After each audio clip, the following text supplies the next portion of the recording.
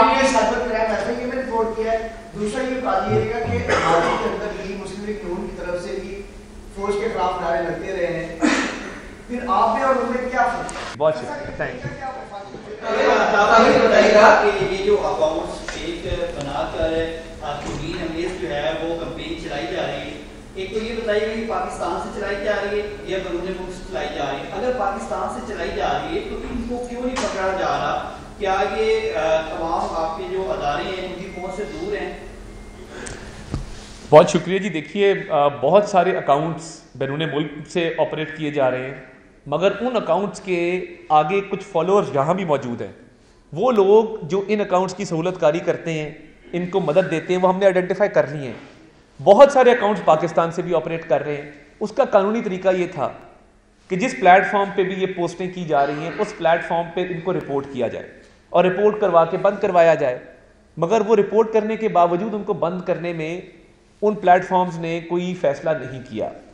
جو پاکستان کے اندر لوگ موجود ہیں, جو بیرون ملک موجود ہیں, ان کی ایک باقاعدہ فہرست تیار ہوگی اور یہ بالکل نو گو ایریا ہے. Let's be clear. تو جو بھی قانونی کارروائی ہم کر سکیں وہ عمل میں لائی جائے گی انشاءاللہ. سازش کے تحت اس طرح کی کیمپین لانچ کی جاتی ہیں, کیا آپ ان لوگوں کو بھی وہ کریں گے کہ آئندہ ایسا حرکت نہ کریں کہ جو لوگ ان کو فالو کرتے ہیں, کیا فالوورز کے خلاف بھی کارروائی کی جائے گی جو ایسے اکاؤنٹس کو فالو کرتے ظاہر ہے یہاں پہ فالو کیا جائے گا تو پھر وہ یہاں پہ بیان ہوگی چیز, اگر نہیں ہے تو یہاں پہ بیان ہوگی. دیکھیے میں یہ سمجھتا ہوں کہ قانون کی منشا یہی ہے کہ جس کا جتنا جرم ہے قانون کے مطابق اتنی اس کی سزا ہے. فالو کرنا میں نہیں سمجھتا کہ کوئی ایسا جرم ہے, مگر اگر آپ نے اس پہ کامنٹ کیا ہے, اس کو فردر پروموٹ کیا ہے, اس کو ڈسیمنیٹ کیا ہے, مزید لوگوں تک پہنچایا ہے, تو یہ بڑا افسوسناک ہے. اس ملک کی خاطر کم از کم کچھ چیزیں تو چھوڑ دیں جس کو ہم سیاست کی نظر نہ کریں. تو قانون کے مطابق جو قانون اجازت دیتا ہے وہی کارروائی ہم انشاءاللہ تعالیٰ آپ نے سابق کرائم ایسا یہ میں رپورٹ کیا ہے. دوسرا یہ بتا دیجیے گا کہ ماضی کے اندر بھی مسلم لیگ نون کی طرف سے بھی فوج کے خلاف نعرے لگتے رہے ہیں, پھر آپ نے اور ان میں کیا فرق؟ فرق یہ ہے میرے بھائی کہ اس ملک میں لوگ پھانسیاں چڑھ گئے, جلا وطنیاں کاٹی, لوگوں نے اپنی جانوں کے نذرانے پیش کیے, قیدیں کاٹی, قلعے کاٹے. تنقید برائے اصلاح ضرور لوگوں نے کی, 9 مئی جیسے حملے کسی نے نہیں کیے, کسی شہید کا کسی نے مذاق نہیں اڑایا. فرق یہ ہے کہ ہمارا جو نعرہ تھا ووٹ کو عزت دو کا, وہ آپ کے سامنے ہے. ہم تو کہتے تھے نیوٹرلٹی آ جائے, اور وہ پھر میں رپیٹ نہیں کرنا چاہتا کہ اپریل میں کیا ہوا اور خان صاحب نے کیا کیا, مگر بات صرف اتنی ہے کہ کچھ لائنز کراس نہیں ہونی چاہیے. آزادی اظہار رائے کا حق موجود ہے, تنقید برائے اصلاح ضرور ہو سکتی ہے, مگر اگر شہیدوں کے خون کا مذاق اڑایا جائے گا اس کی اجازت نہیں ہے. 9 مئی جیسے حملوں کی اجازت نہیں ہے. کسی اور سیاسی جماعت نے یہ نہیں کیا جنہوں نے کیا. جی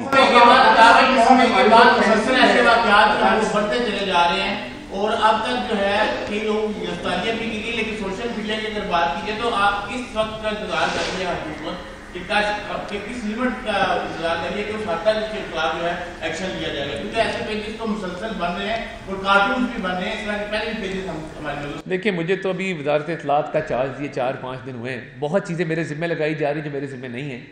کوئی بات نہیں, ہم عوامی نمائندے ہیں, عوام کا ووٹ لے کے ہیں, ہر چیز کے لیے جواب دیں ہیں, ہر چیز کے لیے جواب دیں اور جواب دیں گے, اور فراخ دلی سے دیں گے, خندہ پیشانی سے دیں گے.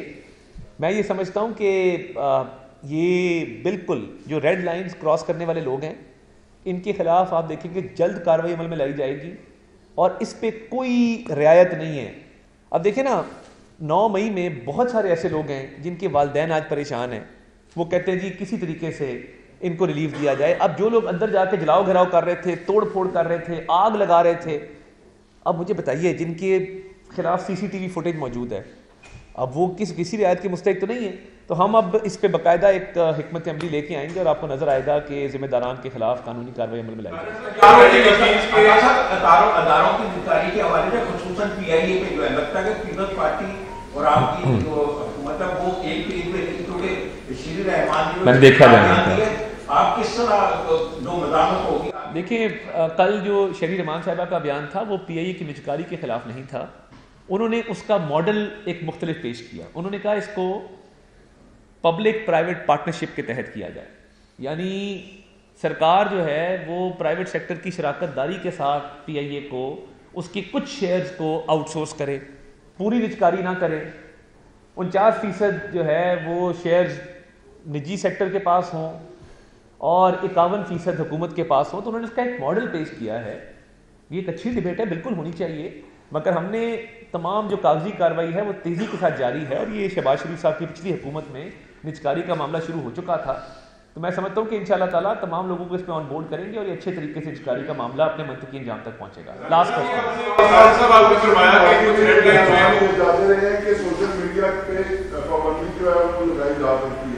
کیا سیاسی جماعت کے سرے سے آپ سے ایک چیز کی حق میں ہے، اور دوسرا یہ کہ اگر آپ کو کارروائی کرتے ہیں تو وہ ایک سیاسی کارروائی نظر آتی ہے، یہ ادارے نہیں اپنی کوئی کارروائی کر سکتے اس حوالے سے؟ دیکھیے قانون میں کارروائی جو ہے وہ ایف آئی اے کا سائبر ونگ ہے وہ کر سکتا ہے اور سائبر لاز اس پہ موجود ہیں. مگر میں جو آپ نے اصل سوال کیا، دیکھیں بطور سیاسی جماعت میں یہ سمجھتا ہوں کہ ہمیں تمام سیاسی جماعتوں کو ایک چارٹر کرنا ہوگا بیٹھ کے سوشل میڈیا کے حوالے سے.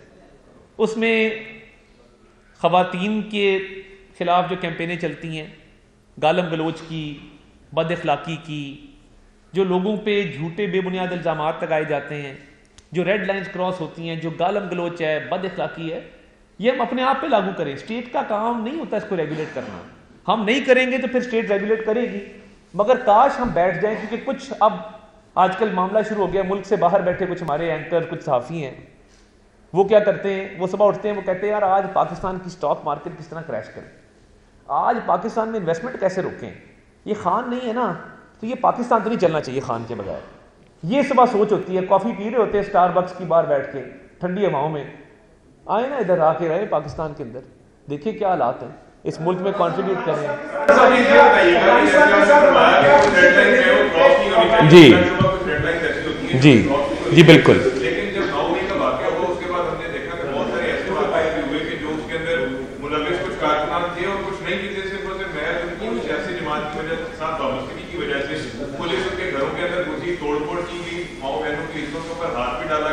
ابھی آپ نے ایک نئی لسٹ کا جو ہے وہ عندیہ دی ہے، تو کیا ہم ایکسپیکٹ کر سکتے ہیں کہ یہ نئی ویو جو 9 مئی کے بعد چلی تھی، جو لوگوں کے گھروں کے اندر جو ہے وہ جو اس کا تقدس جو ہے وہ پامال کیا گیا تھا، دوبارہ وہی ہوگا؟ ہمارے ایک ایم پی ہیں سلمان خالد بٹ صاحب گجرانوالہ سے، قومی بٹ ان کو کہتے ہیں. ان کی والدہ دنیا سے جا چکی ہیں کیونکہ شہزاد اکبر کے کہنے پہ ان کے گھر ریڈ کیا گیا تھا. وہ 9 مئی میں نہیں تھے میرے بھائی، نہ میں 9 مئی میں تھا کہ جب میرے گھر کا دروازہ توڑا گیا تھا رات کے 12 بجے. وہ صرف شہزاد اکبر کا آرڈر تھا. آج کہاں ہے شہزاد اکبر؟ کہنے کا مقصد صرف یہ ہے، ہم نے بابیلہ نہیں کیا، ہم روئے نہیں، ہم نے صبر حوصلے کے ساتھ حالات کا مقابلہ کیا. شہباز شریف صاحب کی، نواز شریف صاحب کی والدہ کی میت پڑی تھی گھر میں. جواد الحسن صاحب کی کوٹ تھی نیب کوٹ نمبر 2، ادھر لاہور میں ہی موجود ہے. تو انہوں نے کہا کہ سر میری والدہ کی ڈیتھ ہو گئی ہے، مجھے گھر جانے دیا جائے. افسوس کرنے والے لوگ آ رہے تھے. جج صاحب نے کہا تھا کہ جرا کر لیں ذرا. یہ جو ایک منظر پیش کیا جا رہا ہے نا مظلومیت کا، کائنڈلی تاریخ کو تھوڑا سا دیکھیں. اور یہ ماضی قریب کی بات کر رہا ہوں، میں 90 کی دہائی کی یا ضیاء الحق صاحب کے دور کی بات نہیں کر رہا. 2018 سے 22 تک جو ہوا ہے میں ریپیٹ نہیں کرنا چاہتا. ہم نے 9 مئی نہیں کیا تھا. ہاں جنہوں نے کیا ہے ان کو چاہیے تھا کہ گرفتاریاں دیتے. نواز شریف کی بیٹی کو اگر نواز شریف کے سامنے گرفتار کیا گیا ہے تو گرفتاری دی ہے نا. اس ڈر سے وہ باپ کو ملنا چھوڑا تو نہیں کہ میں گرفتار ہو جاؤں کہ میں کہیں اور نکل جاؤں، گھر پہ ریڈ ہو جائے. تو بات یہ ہے کہ میثاق مفاہمت کی ہم نے بات کی ہے اور ہم چاہتے ہیں کہ جو لوگ ملوث نہیں ہیں، جن کے خلاف ایویڈنس نہیں ہیں، ان کے حوالے سے بات چیت کر کے کوئی رستہ کھولا جائے. مگر جن کے چہرے عیاں ہیں سی سی ٹی وی فوٹیج میں، جیو فینسنگ کے اندر جن کی موبائل کی لوکیشن 2-2 گھنٹے لاہور کی گرجا چوک کی آ رہی ہے، جناح ہاؤس کی آ رہی ہے، مال آف لاہور کی آ رہی ہے، ان کی تحقیقات لازم ہیں.